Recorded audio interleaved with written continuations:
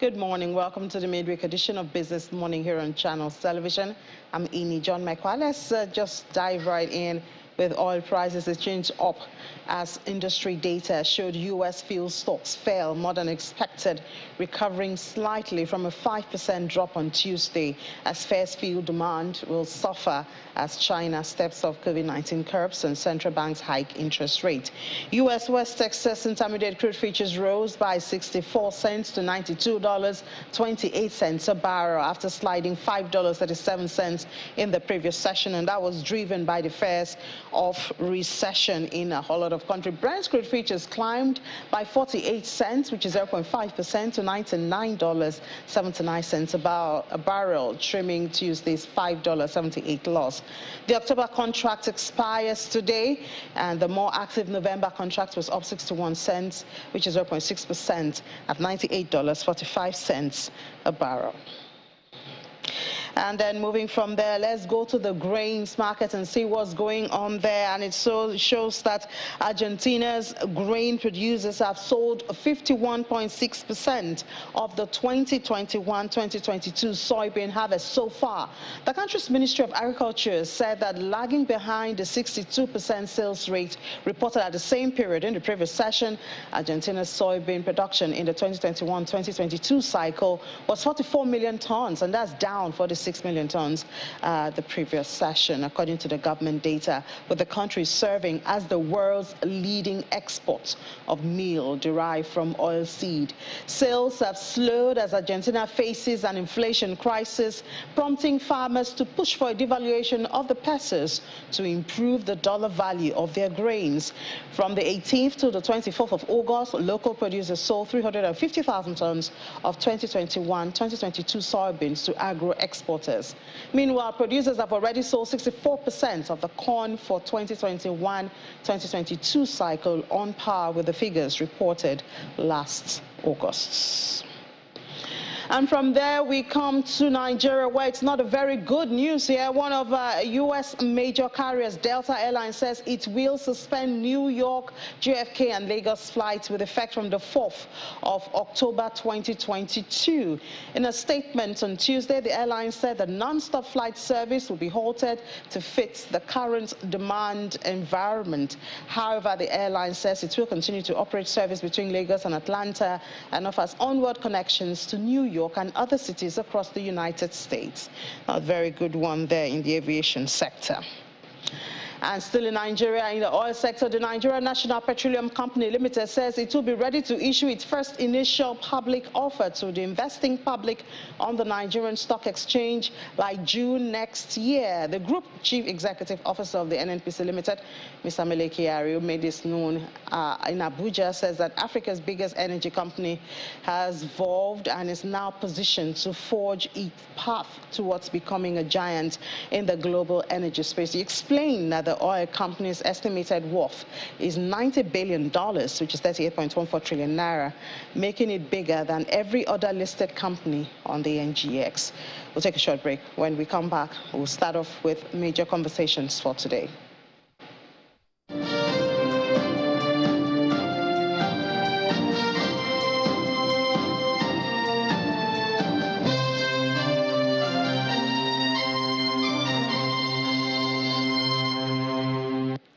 Welcome back. Well, we're looking at the 2023 budget proposal. The federal government is expecting to borrow 11.3 trillion naira to fund that budget, which is projected at 19.76 trillion naira. Total revenue is at 8.46 trillion naira, with 1.9 trillion naira expected to come from the oil and gas sector. The price of oil for 2023 has been placed at $70 a barrel. Well, that means that the non-oil sector is expected to deliver about 6.51 trillion naira.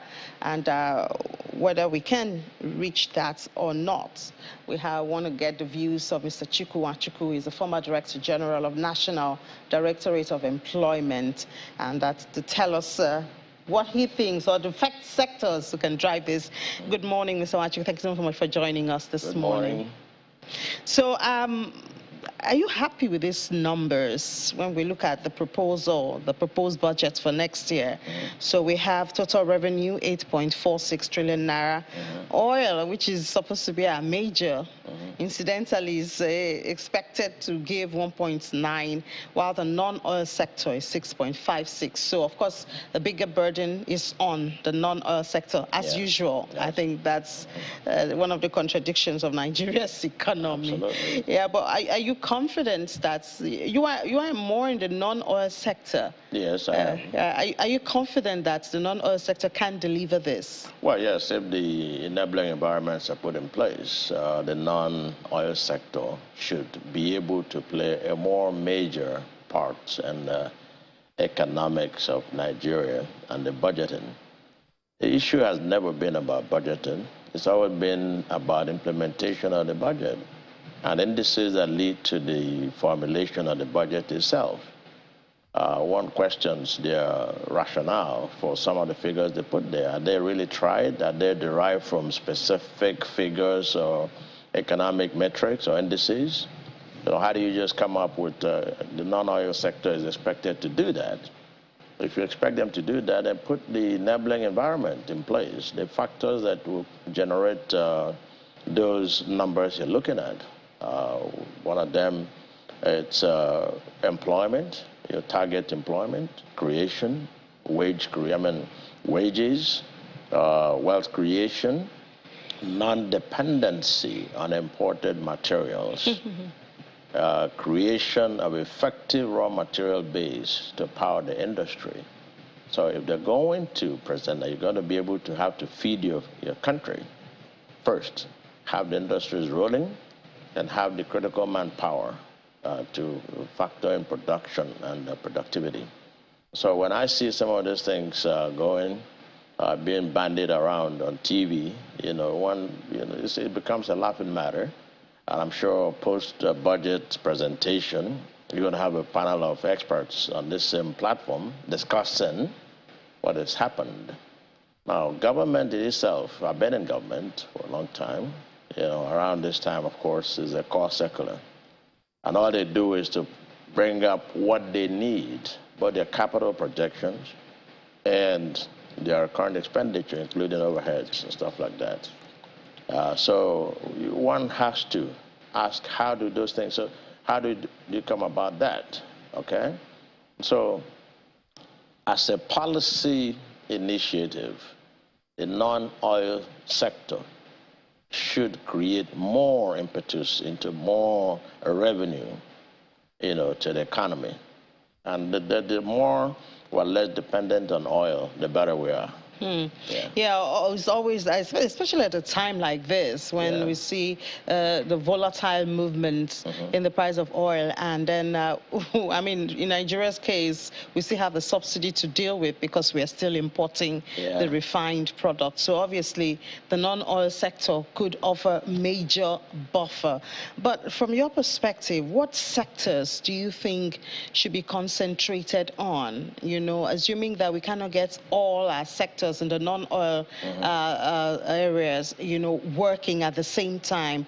What sectors hold the major potential? I know agriculture should be part of it, because agriculture, even as we speak, is a major employer of labor in the country. Agriculture anywhere in the world is a major employment creation agent.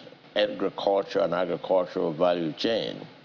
And you mix it with small and medium enterprise development, then you have, production and productivity is the largest employer of labor anywhere in the world.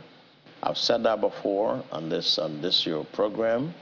You produce for domestic consumption, you produce for critical raw material base to power the industries, you produce for export.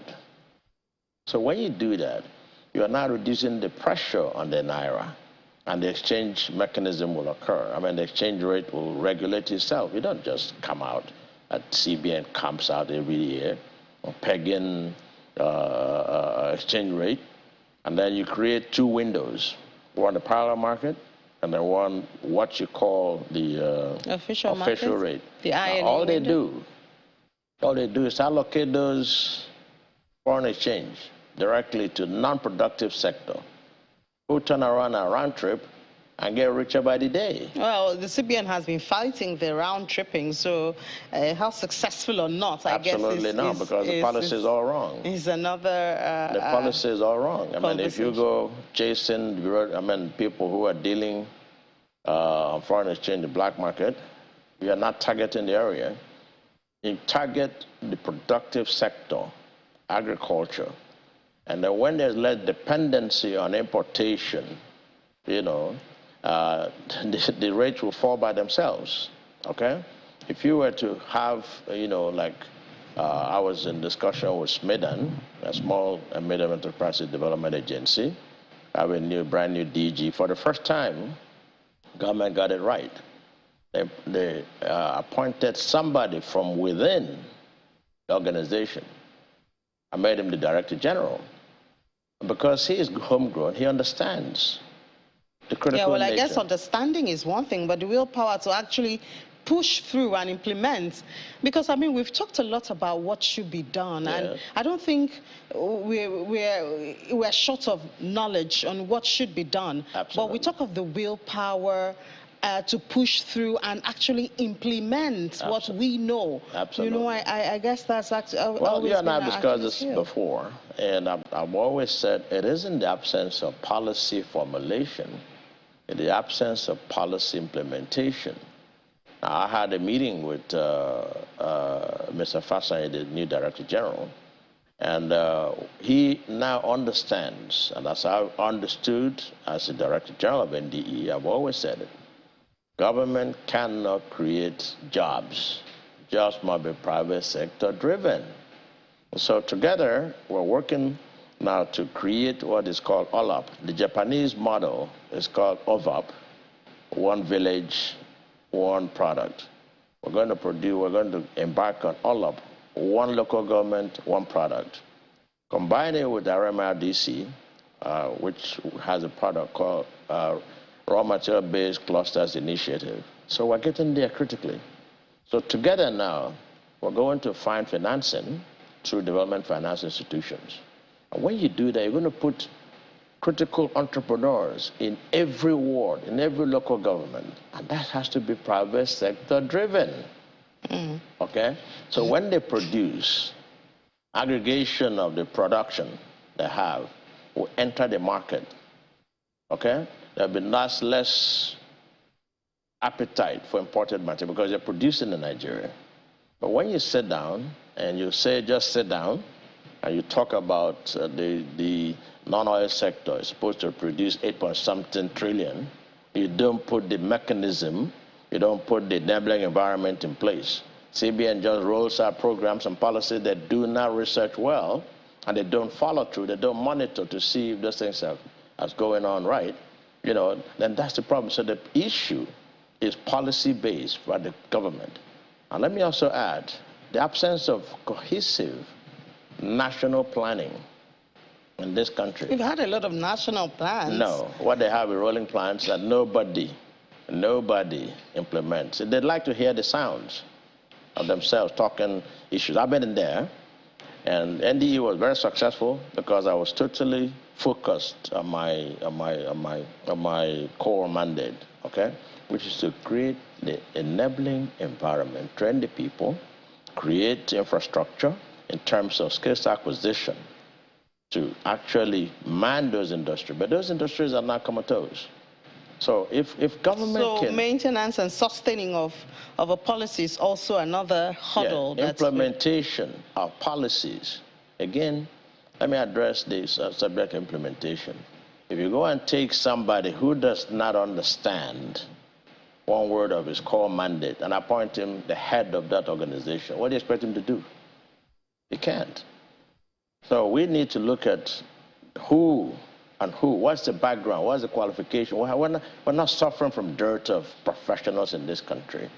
We have professionals who can man those professional agencies, but you make appointment based on political reasons.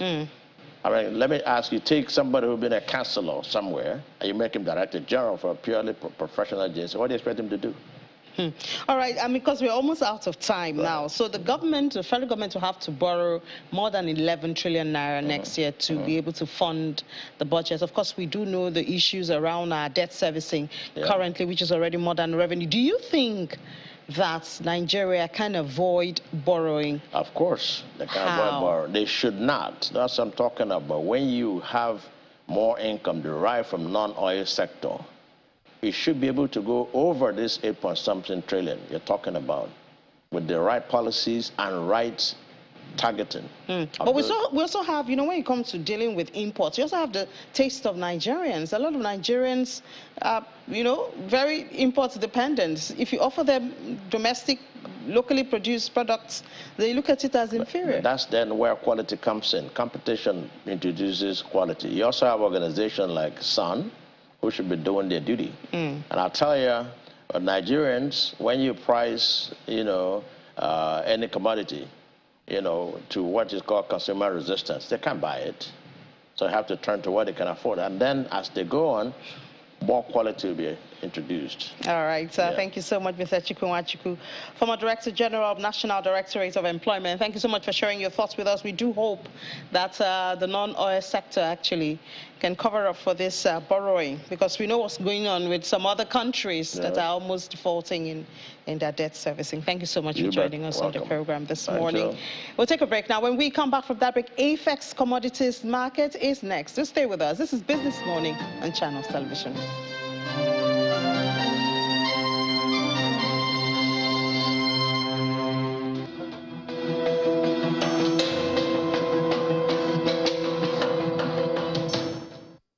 You're welcome back. Well, a very red AFEX commodity summary board is what we have for the weekend at 29th of August, 2022. Joining us to explain this and much more is Chinwenle Nemoha, Associate Strategy and Corporate Finance with AFEX. She's joining us from our Abuja studio. Hi, Chinwe. Good morning. I apologize for that. I actually did practice before now, but just got off my mouth. How are you doing? Thank you for joining us. Hi, good morning. Thank you very much for having me this morning. Awesome. So can you tell us what's happening? We saw a red summary board. Give us the details of activities for the weekend at the 29th of August. All right. If you look at the table in front of you, you will find that there was a general decline in the value of transactions which occurred on the exchange in the week under consideration. So the total turnover, which is equivalent to the total value of transactions, declined by a factor of 81.01%. The total value of transactions also declined by 89.52% from 6.9 million and closed the week at 723,000. So for the week, we had a total turnover of 0.5 and from 0.5 and we had, which was exchanged in 252 deals across the exchange. For the total commodities we had this week, maize was the clean sorghum was the top gainer, which closed the week at 295.54 naira per kilogram. For the fourth consecutive week, maize had maize declined by 0.37% and closed the week at 193.70 kg per naira. Paddy rice remained constant, and every other commodity on the exchange remained constant. Paddy rice closed the week at 272.81 naira per kilogram. Soybean also remained constant and experienced no fluctuations, closing the week at 391.89 naira per kilogram. Clean sesame remained constant, closing the week at 790 naira per kilogram. Wheat remained constant, closed the week at 380 naira per kilogram. Cashew nuts remained constant, closed the week at 689.88 naira per kilogram. Ginger remained constant too, experienced no significant fluctuations, closed the week at 1,020.64 naira per kilogram. And cocoa experienced the same. Cocoa experienced no significant change, closed the week at 1,198.3 naira per kilogram. For more information, kindly visit africaexchange.com and follow our social media handles at AFEX Nigeria and COMEX at AFEX, COMEX by AFEX. Thank you. All right, Chinwenle Moha, thank you so much for the details of the market. We saw a lot of commodities there just remaining constant. Meanwhile, prices globally of food prices are reducing. But thank you so much, Associate Strategy and Corporate Finance with AFEX. Thanks for your time. Well, still staying with AFEX, we have joining us virtually from here in Lagos, Oluwafunto Olajemo. She's the Vice President, Financial Market, AFEX. And she'll be talking about SMEs. Well, needless to say, Agri SMEs constitute an important component of the food system in Nigeria, in Africa, yet they report significantly higher obstacles to their operation and growth. AFEX is always interested in this, and they discuss pathways to solve key problems faced by Agri SMEs in accessing finance, which will contribute greatly to food system and food security in Nigeria. So, hi, Oluwafunto, good morning. Thank you so much for your time this morning. Thank you very much for having me. Yeah. So what's causing this persistent gap in Agri SME financing in the country? Okay, thank you very much. Again, the previous session you had before now talked extensively about the contribution of agriculture to the economy, but yet it is still the sector of the economy that has largely suffered funding from all sectors, whether it's from the public or from the private sector. According to Agri Logic, the Agri SME has a funding gap, a working capital funding gap of about 70 billion naira annually, and another 70 billion naira investment in assets. However, a lot of them also did express difficulty in accessing funding or being able to access the required funding to run their businesses. And a number of reasons are responsible for this. First is the non-availability of a suitable financing instrument. So if you look at the traditional lending instrument, they do not fit properly to what the Agri SMEs would typically need because of the seasonality behind their operations. So the traditional credit product does not meet the need of the Agri SME.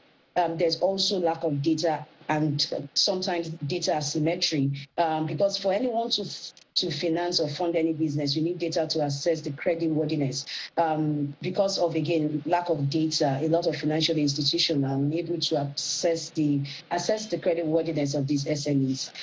There's also the part of the SMEs themselves, whereby they are not even credit ready. A lot of these Agri SMEs run their businesses like personal operations. So there's no proper bookkeeping, there's no proper tracking of their operations, and which then makes it even more difficult for the financial institutions or for fund providers to be able to assess the credit worthiness of these SMEs. And one more is also the mismatch between the collateral requirements. So there are some Agri SMEs that are funding ready, and they could access the fund and their funds to finance the operations. But sometimes the requirements by the funding entity is way out of the league of some of these Agri SMEs. So it's that with those key challenges, it continues to make the funding gap within the Agri SMEs persist. So what are some of the necessary tools to de-risk, all of this?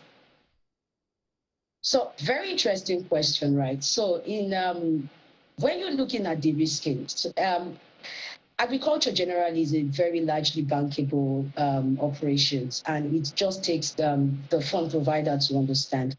There are quite a number of risk tools that you can leverage onto the risk that sector, but I'll just mention two of them. One is innovative products. When you create innovative product like we have on the AFEX Commodities Exchange, and you're able to align those products to meet the operations, and in structuring such products, you're able to then identify the risks that are pertinent to the operations and then create risk mitigants. And examples are, again, just as I mentioned, products that are available on the exchange, such as the input financing that takes into consideration a yield insurance in case you have losses on production, or your collateralization using commodity as the asset for asset lending for processors. So that way you can then properly de-risk your funding to the agri-SMEs. There's also, again, the role of technology and data. Data we cannot overemphasize, because for anyone to provide funding, they need to make informed decision, right? So at AFEX, we have extensive infrastructure that we've put in place to help the collection of data, the analysis of data, and the interpretation of data. And with data available, you can then properly assess the credit risk worthiness. You can properly do policies that would enable and de-risk that sector for the SMEs. Interesting to know that, of course, AFEX is deeply involved in it. But what specific structure do you have within AFEX to handle this? So at AFEX, we have 3 cardinal operation points that we always work to, particularly for the value chain. We talk about access to market. Access to market in terms of being able to connect, provide a platform for the efficient trading of the commodities, and also access to market to be able to match fund seekers and fund providers together in an effective and efficient way. And also within the AFEX structure, we have expertise based on our experience in operating and financing across the value chain. We have expertise in creating innovative products that help agri-SMEs to access the funding, and also continue to innovate around those products to create more specific products as the market evolves. Again, we cannot oversize the role of technology and data.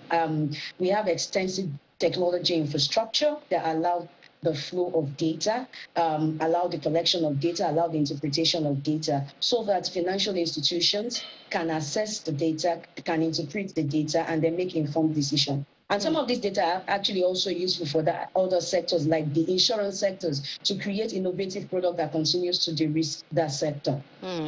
Well, obviously, as you have said, the need for data, proper data, cannot be overemphasized. So, Oluwafunto Olashimo, thank you so much, Vice President of Financial Markets with AFEX, for sharing your time with us this morning. Thank you very much. It's a pleasure always being with you.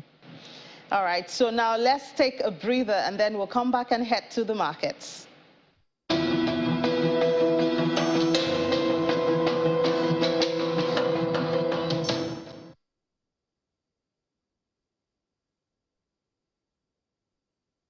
It's now time to go to the markets, and I think we already have Will. Will, hi, good morning. Hi, it was a short-lived celebration. It was really short-lived. We saw Monday opening in the negative, status, and now we saw Tuesday also closing I think about negative. intraday yesterday, we're still a bit positive. Yeah, but it flipped to the negative, and I think investors are being cautious, really cautious. I think maybe election jitters are beginning to, sink in right now. It's always been there. I think investors just took advantage of the dip and just slipped into the market, or bargain hunting is really going on, especially for MTN Nigeria that just had their ex-dividend, So people are really buying the stock. It closed yesterday at 199 naira, and MTN, by the way, MTN was the biggest culprit yesterday. It did more, about 0.5%, losing 1 naira, from its share price. And investors are probably saying, this is the moment to, dive into the market and buy big names like that. So don't be surprised that, then we have a little bit of buffer, the bull comes up, takes some air, and then goes back right in, and the bear takes over. So the market dipped yesterday 0.07% to close at 49,642 points. And we are still at 26,775 points. And MTN Nigeria, as I mentioned earlier, was the biggest, culprit that dragged the market down yesterday. Year-to-date returns is still at 16%, and the month-to-date is still at 1.4%. We're seeing stocks traded yesterday. We saw only the value. Volume of trade yesterday was down yesterday. Deals was also down, but value was up. Sectoral performance was also mixed, as the oil and gas index, insurance indexes recorded gains, but industrial goods was unchanged. It's still unchanged from Monday's trading session. From Friday, it's been unchanged. Movement has been quite, slow in that segment. Banking sector dipped, however, it was up 0.25% in Monday's trading session. Consumer goods closed flat. As I mentioned, oil and gas up, and insurance up as well. So we have Rotimi Fakayojo to tell us what's happening in the market. Rotimi, good morning. So while we're waiting for Rotimi to come on, we see the NASD market still maintained positive sentiments yesterday. We saw 0.13% up The index is at 763 points, and volume traded yesterday dipped compared to what we saw on Monday. Value also was down 5.64%, and the deals also was down. But Niger Insurance Production Company was the biggest gainer yesterday. There was no loser in yesterday's trading session. But we are also seeing the fixed income space, bearish sentiment still continuing in that segment. The long end of the segments also deepen. If you see the fixed income space, we're seeing sell-off still taking place in that segment. We have 12 deals there, 3.2 billion for the bonds, and the FDN paper sell-off still happening. Bearish sentiments occurring, same as the NTB segment. If you have the NTB segment now, we're seeing bearish sentiments. We have 7.91 billion there. Not a lot of trading occurring in that particular space. One deal, 1 billion naira. We go over to the OMO segment, and we also see similar trend there, but we see an uptick in yields, persisting. We have Rotimi now to talk about what happened in the equities market. Rotimi, are you there? Good morning. Good morning, Rotimi. Yesterday, the markets, didn't, I don't know if it was what investors were expecting or what we were expecting for the markets, closing negative, again from Monday's trading session, 0.07% down. What would you say are the general sentiment in the market at the moment? Well, the general sentiment in the market is that liquidity is very low. And because if you look at the trend in recent times, it becomes very hard for the market to do a daily turnover of more than 3 billion. And it's been a lot of struggle, except for MTN yesterday that had some quite good value done in it, about 1.4 billion naira value, that actually upgraded the value of transaction done yesterday to about 3-point-something billion. But aside from that, it's not really been very, very easy for the market, because the illiquidity in the market is growing more and more, and I think is what is happening in the wider economy that we are seeing presently. So yesterday, something also happened in the country or in the market. We saw Fidelity Bank buying 100% equity in Union Bank UK. Oh, what's happening there? Because recently, not long ago, Titan Trust bought the Union Bank Nigeria. So what's happening with Union Bank? Why, and what is the implication for investors? Union Bank UK being bought by Fidelity and Union Bank Nigeria by Titan Trust. What's going on? Can you tell us what investors should expect from that? Well, for Union Bank, their problem has been since the time of the market meltdown, when they were first taken over by AMCON before every other thing fell in place with them when new investors came in. I think the Union Bank UK is the only segment of business of Union Bank Nigeria that is remaining. And I think this definitely will be a lot of a sort of income or revenue being for the Union Bank Nigeria, and also an avenue for Fidelity Bank to move their banking space outside the shores of Nigeria. Before now, they didn't have presence outside Nigeria. And I think it's a good starting point for them, because we know fully well that there are lots of Nigerians that are in the UK. So there's going to be a lot of avenue for them to have foreign diaspora remittances through them. So I think for shareholders of Fidelity Bank, it's quite a good one, and it's definitely going to lead to the repricing of that particular bank that is upward. And for Titan, we don't know what the future is going to hold for them, whether they're going to hold on to being listed on the exchange, because right now they do not meet the post-listing requirement of the minimum float that is supposed to be in the market. So either way, investors are the better for it. And I think Fidelity Bank is quite coming up and very fast. And it's a bank that investors should really look at and focus on for the future. Looking at their result for the half year, I think that was quite an improvement. And I think it's a significant way to say we really know what we are doing, and the future is bright for us. You mentioned that Titan Trust doesn't have the necessary requirements to list on the exchange. Well, is that, you said it's good for investors? How is that good for investors if they don't know, if they're uncertain about their stocks, their investments in that bank? No. The one I mean is well, if they're going to get delisted later on, then definitely they will have to look for other avenues to put their money, and the buyout is definitely going to be an advantage to them. But they've not really been specific on that, whether they delist or they will wait for more opportunities for them to increase their market float. But for now, it's still not really very, very clear. But all in all, situations are evolving day after day.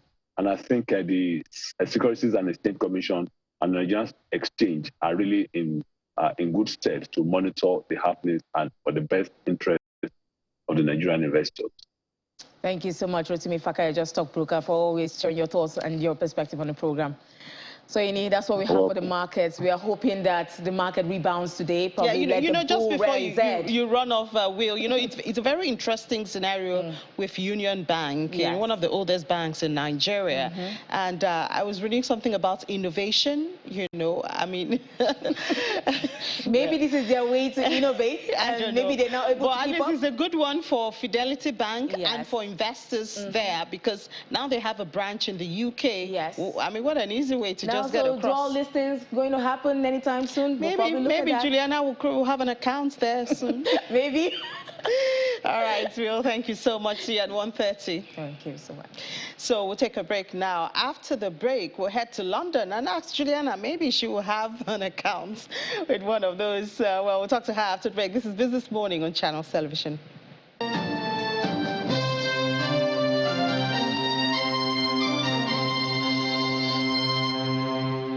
Welcome back. Still watching Business Morning here on Channels Television. We'll head to our London studio now, where Juliana Olainka is waiting to speak to us. Hi, Juliana. We were talking about you actually before now, that we have Fidelity Bank coming back there. If you would be paid to opening an account, but that's just beside it. But I mean, we have more not so good stories coming from the UK. 10-year bond is facing its biggest fall since 1986. This is a lot, and it seems there's no hedge anywhere. There isn't a hedge anywhere, but back to Fidelity, of course, if they roll out the red carpet and some red tape, I'll be more than happy to open an account for them. And perhaps on behalf of you, Inni, considering we're going all digital. But yes, back to the sell-off on sterling, which appears to be led by UK government bonds. It's pretty difficult if you're not a financial expert like you to get your head around bonds, Inni. But what it basically is government debt, and it expires on a certain date. So the UK 10-year bond is a government debt that's given to you as a loan that you pay back once it expires, but an investor benefits from the yield that they receive, I believe, once or twice every year. The issue that British investors in government bonds here are having is that the Bank of England have gone on an aggressive interest rate hike. They're doing that, of course, because they're trying to curb inflation, which is currently at 10.1%. In fact, I was just reading before I came into the studio, Goldman Sachs, one economist there thinks inflation could reach 22% here in the UK, a figure that's not yet been put out by anyone. But yes, so as interest rates rise, the cost of borrowing increases. So therefore, your yields will decrease. It's pretty complicated, but that is the reason why bonds are selling off fast, because there is a likelihood that Britain will have more debt because, of course, when our new successor for the Prime Minister is announced on Monday, Liz Truss, we are expecting some sort of package for families to cope with the cost of living and energy bills. Therefore, there'll be more debt, there'll be more bonds being issued, and the bond that was produced a couple of years ago is no longer as attractive as the other. So that's the issue that's been going on. Sterling has been dipping since the Brexit referendum, but of course, because our economy is doing far worse than any other comparable G7 nation, it's causing a big concern for investors. Yeah, concern even for business confidence too. That has been hit. It has been hit, according to the Lloyd's Banking Group's economic barometer, which they conduct every month. They've been speaking to businesses. I'm not surprised that for the third consecutive month, business confidence has fallen. I believe in July, the percentage of confidence was at about 22%, which was already quite low. It dipped in August to about 16%. This is the lowest that we've seen since March 2021. Businesses are citing the same issues that we've heard from the British Chamber of Commerce, that we've heard from all of the big business lobby groups here in the UK. Soaring prices and the cost of energy and raw materials. It's also pretty difficult with the labour market as well. We know that wages are stagnating.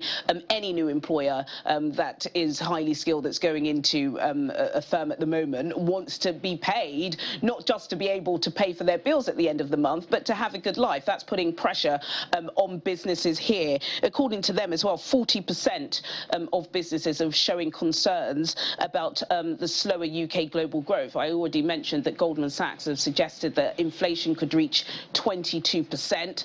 Also as well, the benchmark for inflation in the UK is 2%. That's the official Bank of England benchmark, but now there are suggestions that that could be raised to 4% because it's going to take such a long time for prices to start abating and go back to, well, I doubt they'll ever go back to prices that we've seen before, but at least something that is manageable for most households, Innie. Yeah, well, we always say when the prices go up, we don't see it coming down. A scary thought, but Yeah. I mean, looks like that's what we're facing. Thank you so much, Julian. I'll talk to you at 1:30 during Business Incorporated. Talk to you then.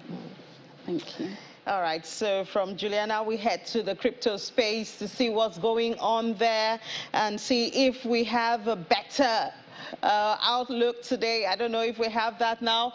We see that the extreme fear today is at 23%. There we're going to 23% here of 100. Yesterday was looking a little bit better than this. Yesterday we had 27%, but today is down to extreme fear. Looks like it's a long road to stability. A long road to stability when we talk about the markets. Equities market has joined them, at least in the short run, but it's always been a bearish sentiment. But let's look at what's going on with the market cap this morning. It's down. There you go, 0.22% lower.